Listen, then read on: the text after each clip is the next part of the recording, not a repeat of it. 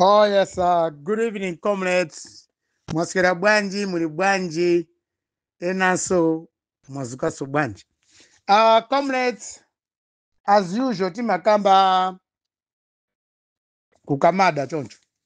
Ambiri muli makomo mwanu, timafuna tikupaseni utenga wokuzana ndi dziko lathu, komanso wokuzana ndi kampeni yomwe ndikupangira Dr. Daso Kabambi.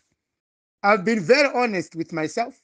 Sinabise komanso chiyambire ni kampeni yanga sinasiepo gap yoti winaga kuzama ndifusa mafuso kodi comrade wala what do you mean tachoka kutale ya Malawi kuyamba nthawi mwene skesi yali wa moyo kuzafika leroli still in search of a good leader project nikuyenda bwino kwambiri. I campaign zina zomwe nimaona ngati zonditaisa nthawi nimangopanga ignore anthu omwe ndikuona kuti akuzangonditaisa nthawi ena nimapanga ignore maka amene sanalembese ukavota. I really ignore them kuti awawo amangonditaisa nthawi. When you want to change a country si aliyense amazuka amene angazukire. Kampeni imakhala ndi imene munthu ukuonera chenti makamba tikukamba amene tikuonera ndale zathu zikuyendera ndi usogolero olephera mmene umakhalira ndi usogolero wabwino mmene umayenera kukhalira. So my campaign has been there solidly. Sinapangepo chophweka mwina ndikamakumbukira amene mandivera amene mwakhala mundisatira. Sinimanena zinthu zongoko wonjezera kwani makamba chomwe ndikuona. That's why mwina anthu ambiri mumandisatira. Ndimakuuzani chilungamo. This is our country. Ndichi chikakhala chako palibenso mantha kuti ungamaope chani. Even malamulo a dziko amakhala ako. Apolisi amakhala ako. Aliyense wokhuzidwa Malawi amakhala wako. Inuyo chonchi mmandivera ndino anthu anga. Inenso ndikupangani campaign za msogolo bwino. Ndinenso munthu wanu. So choopsa palibe. Koma chofunika papa mchilungamo. Kodi tipitire kuvutika chifukwa cha kusankha molakwika? That's the question. Ndifunso lomwe ambiri mwena kumayanga. Kodi tipitirire ndi mmene zinthu zili kumalawi kuno pamene wanzeru panopa sakuonekayi. Ndipo constitution yathu malamulo athu a democracy anatipasa 5 years kuonesesa kuti kodi munthu wanzeru angakhale bwanji ndi mamakhala bwanji pandale.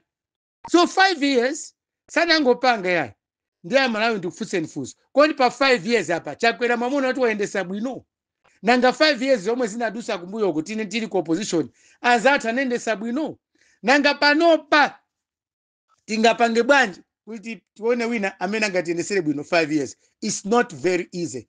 Sichichophweka kupereka chiganizo.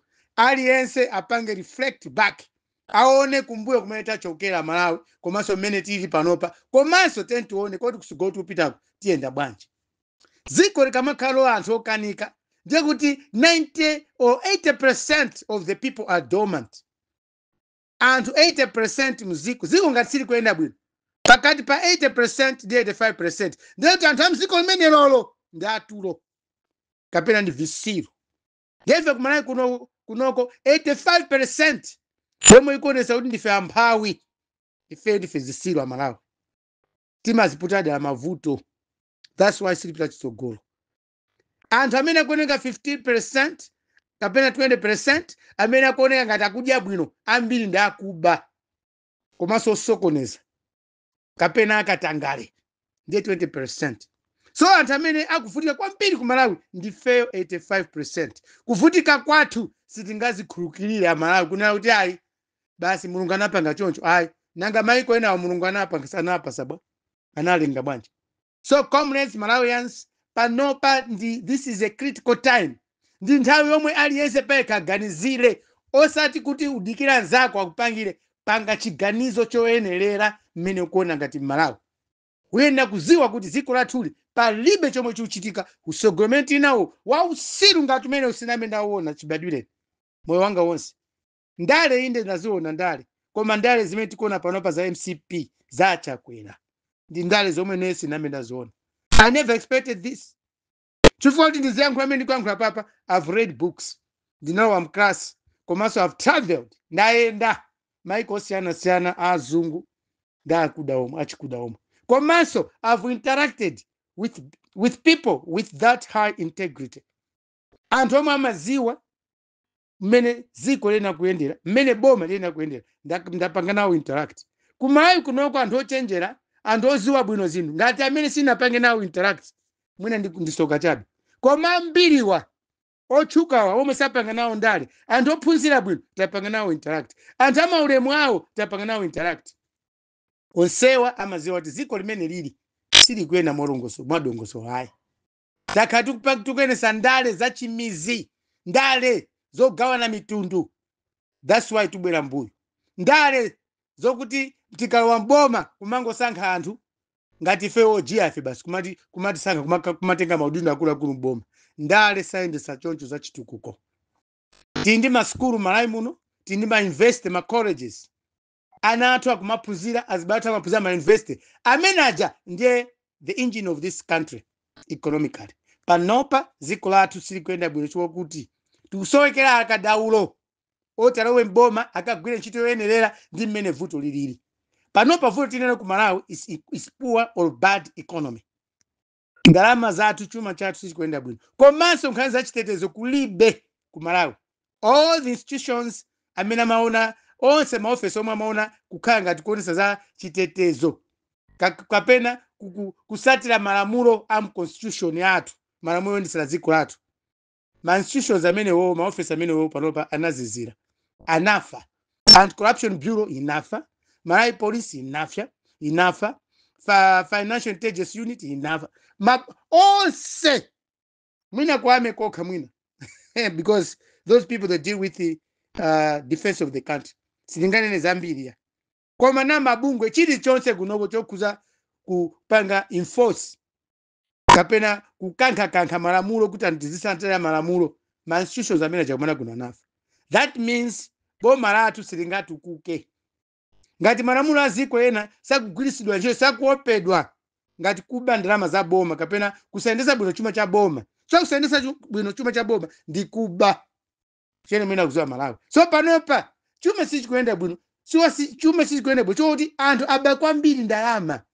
Anthu apete naika pampando ndakuba. That's why we are suffering. Now, it's not everyone amene tikumpangira campaign kuti ni munthu wolongosoka. Ayi.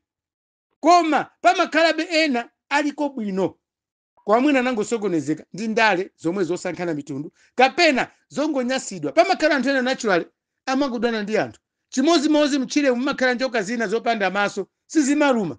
Koma timazipha kuziunjikira moto.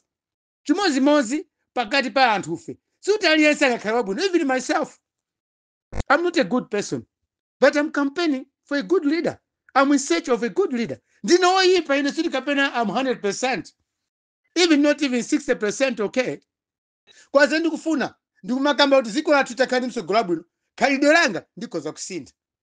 Chifukwa ngati munthu ukafuna kusintha zinthu mziko, wena kuti uvale zilimbe. Ulibe ndalama, uli ndalama, uli ndi kuthekera, pita pansewu, pita kwa zinzako, kauze ubwino wa msogolo wabwino. Kauze za anthu omwe kuona kuti akhoza kulamula ziko mwabwino. Palibe nthawi yokuti udikire china chake chikupeze chabwino kuti ukapange campaign. This time campaign si tukapena kumadikira gulu ina la anthu likupangeni campaign ya Malawi. Hayi, pa inu nokha ngati Malawi mumapereka misongo, mavuto mukumana nawo, mashuga akudulawo, petrol, fuel, diesel akuvutayo, mukuzona nokha Malawi. Why should somebody try to do this job for you? Tagwira ni ntchito pa inu nokha. Muli pawiri atatu, takamba ni bwino za ziko lathu, tapanga ni chigazo chabwino. Tingavotole ndani. Ineyo chigazo chabwino Malawi sakunamizeni. Daso Kabambe. If Daso Kabambe is going to fail us, sizamusiya yayi, because kupeza nsogolo wabwino mziko kumafuna chikhale ndi continuity. Chizipitirira. Tikampeza Kabambe wabwino, next time azakalepo wabwino kuposa Kabambe. That's what you want. Kwa panopa tibe msogolo amene tingamfanizire. Chifukwa chokuti achakwera munthu amene timaona kuti akhoza kupanga zinthu zothekera kuposa iwo anali Salos Chilo. May so keep in rest in peace. Amene anali ndi kuthekera kupanga beyond what Chakwera is doing. But look what happened. We lost him. Tinamuza Chakwera. Tinamuza Chilima. Popanda chifukwa cheni anamwalira mwana wa munthu. Koma so kamba zake akukamba mendu kambira panopa. Malawi afuna kuti aphulidwe pa moto umene ulipo. Moto umene uti nawo yasatoka Malawi. suti kapena wina anapangai IMF kaya nkhondo kuti izozo zongonjezera kwa mavuto ndaifeyo kumadalira zinthu zina zomwe sizingatithandize timadalira ku Ukraine ndi ku Russia kuti alipase fertilizer koma kuli nkhondo koma tikanakhala tikupanga chiganizo chathu ngati Amalawi mavuto ena amene tikumanawo bwezi kulibe koma mavuto lipo lokuti anzathu amene andale amabwera kuzatiwa ati apase vote samatiuza chimene cheni ya amangotuza boza chiwo amene amanena achakwera sitimayembe kuti ngamavutike chonchi hayi ine lero ndakhala pa filling station kuno ku Zimba from 9 o'clock ndathira mafuta 4:15 the whole day I've done nothing ku Karonga nathira mafuta pa agalimoto 8,000 kwacha a liter kuti ndikafike mu Mzuzu we have to put not less than 240,000 kwacha kugula 30 liters of fuel from Karonga that means now 240,000 kwacha kucha petrol kupita mu Mzuzu from Mzuzu kubwera ku Zimba chimozimozi nagula fuel at 7,500 a liter so you can see how much money we're spending koma ntame zenda unonga kumene ndaunonga kukalonga ndi ndama zomwe ndikupangira campaign ndasoka bambi anthu ena akundithandiza koma kuthandiza kumakhalapo koma suti kapena mathandiza mofikapo sometimes we do take risks you see nagula fuel wochipa amene wodula kukalonga nagula fuel wodula ku Mzimba amene ku Mzuzu lero ku Mzimba ndagula fuel wabwino wochipirako koma you can see the losses I've made in Kalonga and Mzuzu so Amalawi is ndi chisanzo chabe koma zambiri Amalawi zomwe tikuma nazo sizofuna kuti kapena muone mpaka mpite kulale hayi tango khali nokha panoka Malawi is a small country ngakhale ena amanena kuti uthenga kwina sikufika iyayi kumamizi kwa uthenga umafika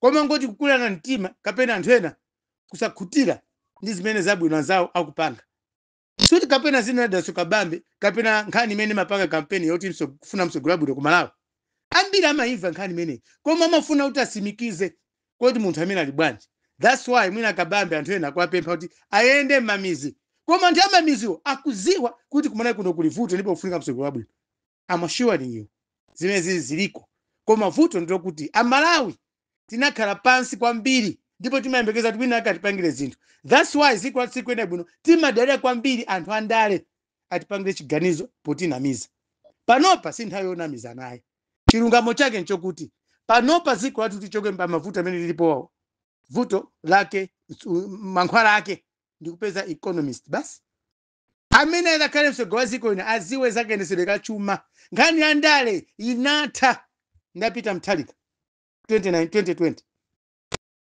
Tosa Alliance munala anthu a Jacob Tosa Alliance kupanda Tosa Alliance mukakhala anthu atulo sibweza chakwera ali pa mpando wapwayi koma soka ndilo mmene timamenyera nkhondo kuti chose DPP mboma timagaza mwina chakwera andi nzeru zopyola anthu amene timapangira campaign koma osaziwa tinangosata chizete tinangosankha munthu wopanda nzeru chizete chenicheni no nzeru munthu so we don't have to repeat that some other people akumatipanga blame iya iniyo comrade Wala comrade Ntambo ena ndi ena mapanga matuza tivote chakwera let me tell Malawians chilichonse chili ndi nthawi yache chisiruso chimakhala nthawi yache ndiye chakwerayo usiru wa chakwera waoneka yeka 5 years there's no excuse whatever name we can call chakwera there's no way chakwera ngapshen team ndiye chakwera samapemphera because the hopes amene Amalawi tinayika pa chakwera ndi Chilima 2020 as a pair Chilima ndi chakwera tinayikapo nzeru kwambiri koma this pair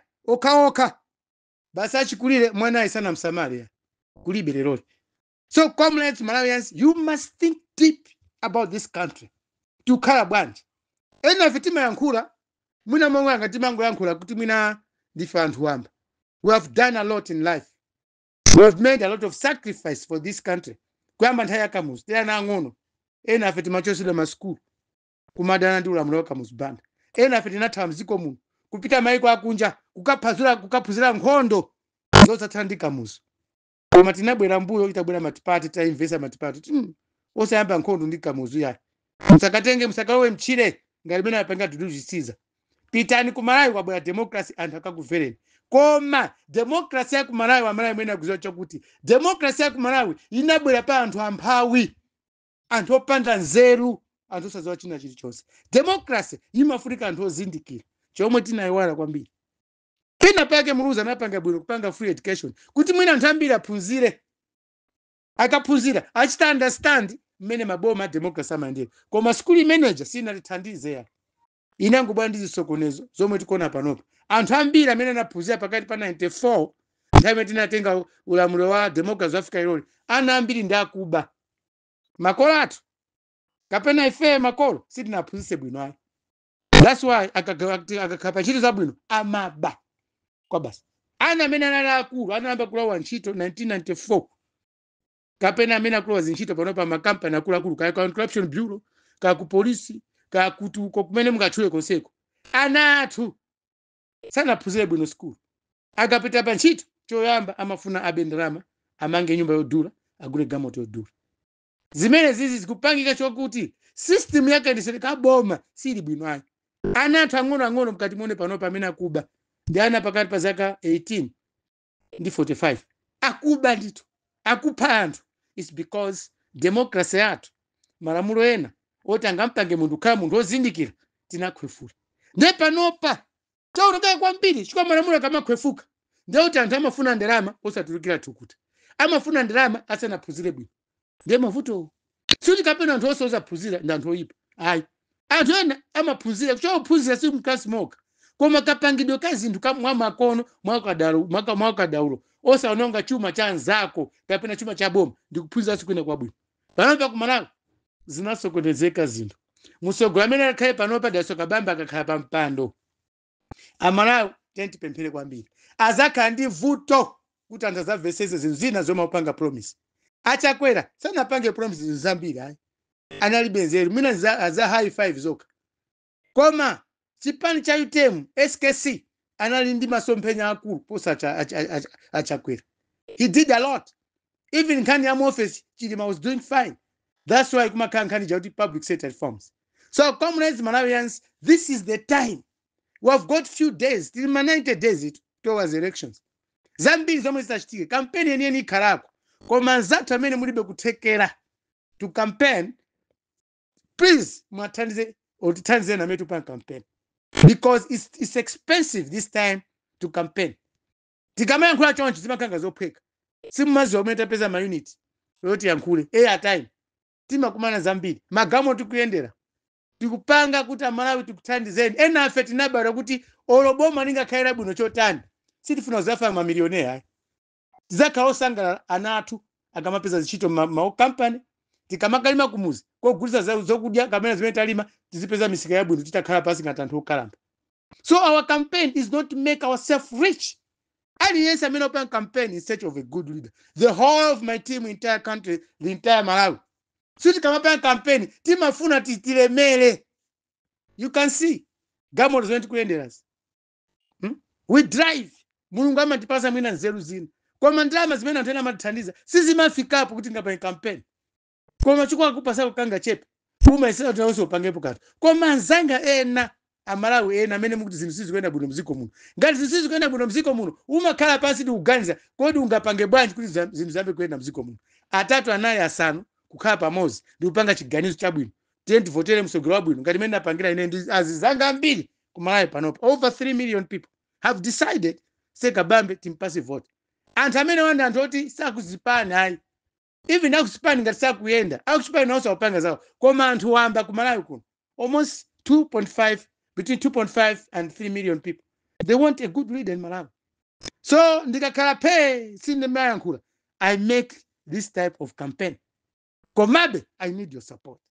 Sindi kapena kuti chuma chimene tikuyendera thandizo limene tikulandira sitilimbangu choka kwa mulungu ya mulungu sapanga ndalama tu ya munthu amene apanga ndalama so panopa chilichonse chalowa ndalama. Koma amene mulibe kuthekera kuyenda kapena muli mayiko akunja, please support our campaigns here in Malawi. Malawi ali pamoto tena kumphula sanje tani uko anthu amene akulowesa chituko Malawi muno mwaziwa azatha machalichi mafumu ndi ali pasogolo kwambiri akulowesa ndale zathu akulowesa ziko latukhala umphawi amafuna zidya zofewa za ulere. Amalawi tentizuke lero nthawi yakwana. Let's wake up comrades. Amene nonse mwakhala mukunifunsa mafunso nthawi ilipo ku radio tuntufya kukalonga tinayankhula komanso mwinaso ndipita kukalongaso kawiri chifukwa there is high demand anthu ambiri afunanso ndipite kukalonga koma ndanena kale kupitaso kukalonga it needs money so nawonso azathu amalusa mawesi nawonso they need money komanso kukagona it's not my home so kukalonga I will still have to come koma kanga chepe kamene nali nako ndi kamene ndinagwirako ntchito imeneyo ma radio station ena sindinapiteko ya of course we already made some agreements kuti ndikayankhule ku ma radio kwinako kuno kumpoto komanso ku Central Region enanso akundifuna ndibwera sinditopa kandifera njira koma ndikamafa muziwe kuti ndimakupangirani campaign Malawi in search of a good leader. I'm not such a simple person. I'm a dedicated person. I want to see Malawi rise economically. Thank you and good evening.